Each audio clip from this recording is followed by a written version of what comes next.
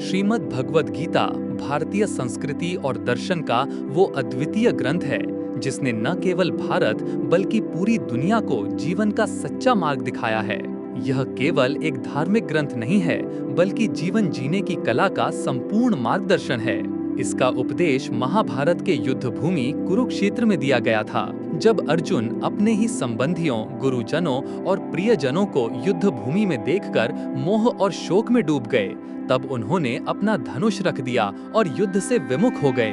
अर्जुन की ये स्थिति देखकर भगवान श्री कृष्ण ने उन्हें धर्म, कर्तव्य और आत्मज्ञान का वो दिव्य उपदेश दिया जो युगों युगों तक मानव जीवन को प्रेरणा देता रहा है। यही उपदेश आज श्रीमद् भगवद गीता के नाम से विश्व भर में पूजनीय है।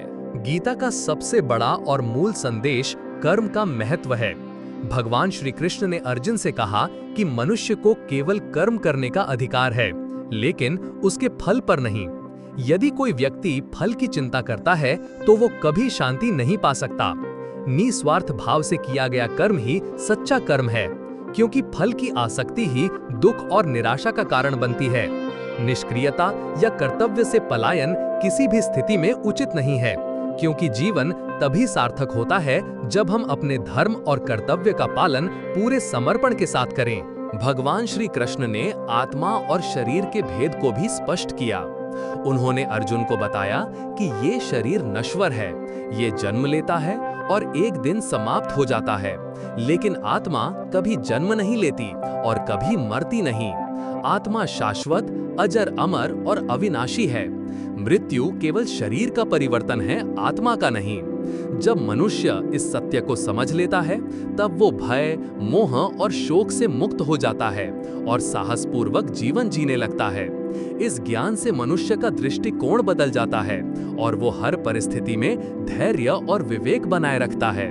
गीता का एक और गहरा संदेश संतुलन और संयम का है। जीवन में सुख दुख, हानि लाभ और जीत हार जैसी परिस्थितियां आती रहती हैं। जो व्यक्ति इन सब स्थितियों में समभाव रखता है, वही सच्चा योगी कहलाता है। संयम और आत्मनियंत्रण से ही मनुष्य अपने जीवन को सही दिशा में ले जा सकता है। इसी कारण श्री कृष्ण ने अर्जुन से कहा कि परिस्थितियों से विचलित न होकर अपने धर्म का पालन करो। यही जीवन की श्रेष्ठता है। गीता में योग के विभिन्न मार्ग बताए गए हैं। ज्ञान योग हमें सत्य, आत्मा और ईश्वर के वास्तविक स्वरूप को समझने की राह दिखाता है। अज्ञान ही बंधन का कारण है और ज्ञान ही मुक्ति का द्वार है। भक्ति योग मनुष्य को ईश्वर के प्रति प्रेम, श्रद्धा और पूर्ण समर्पण की ओर ले जाता है।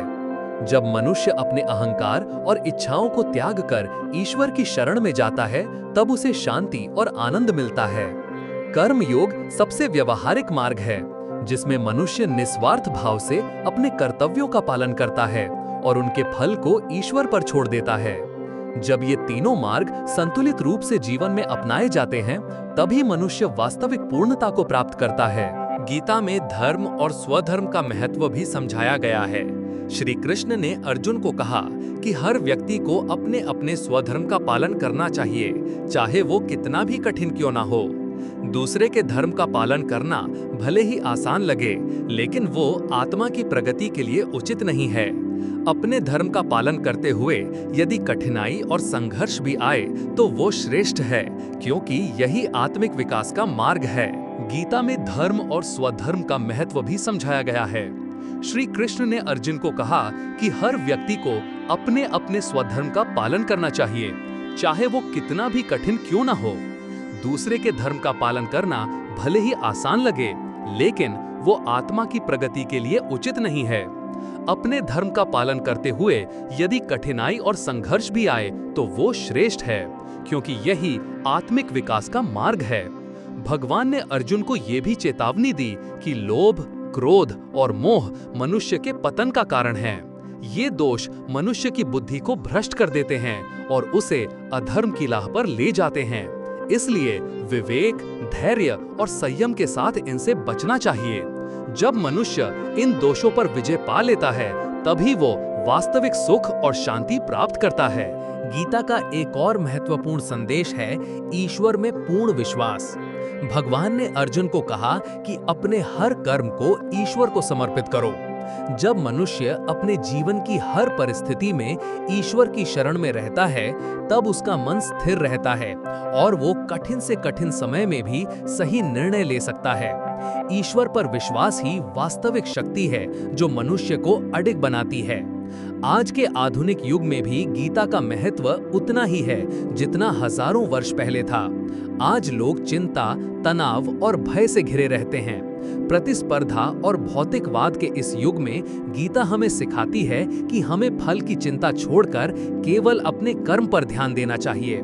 सुख दुख को समान दृष्टि से स्वीकार करना चाहिए और जीवन में संतुलन बनाए रखना चाहिए। यही मानसिक शांति और आत्मिक सुख का रहस्य है। अंततः श्रीमद् भगवत गीता का सार यही है कि हमें अपने धर्म और कर्तव्य का पालन निष्ठा और समर्पण के साथ करना चाहिए। आत्मा की अमरता को समझना, मोह और भय से ऊपर उठना, संतुलन और संयम बनाए रखना तथा ज्ञान, भक्ति और कर्म को जीवन में अपनाना ही मानव जीवन का सर्वोच्च मार्ग है। गीता ये सिखाती है कि निस्वार्थ भाव से कर्म करते हुए ईश्वर की शरण लेने वाला व्यक्ति ही सच्चे सुख, शांति और मोक्ष को प्राप्त करता है। यही वो अमर संदेश है जिसे भगवान श्री कृष्ण ने कुरुक्षेत्र की भूमि पर अर्जुन को दिया था और जो आज भी उतना ही प्रासंगिक है जितना उस समय था।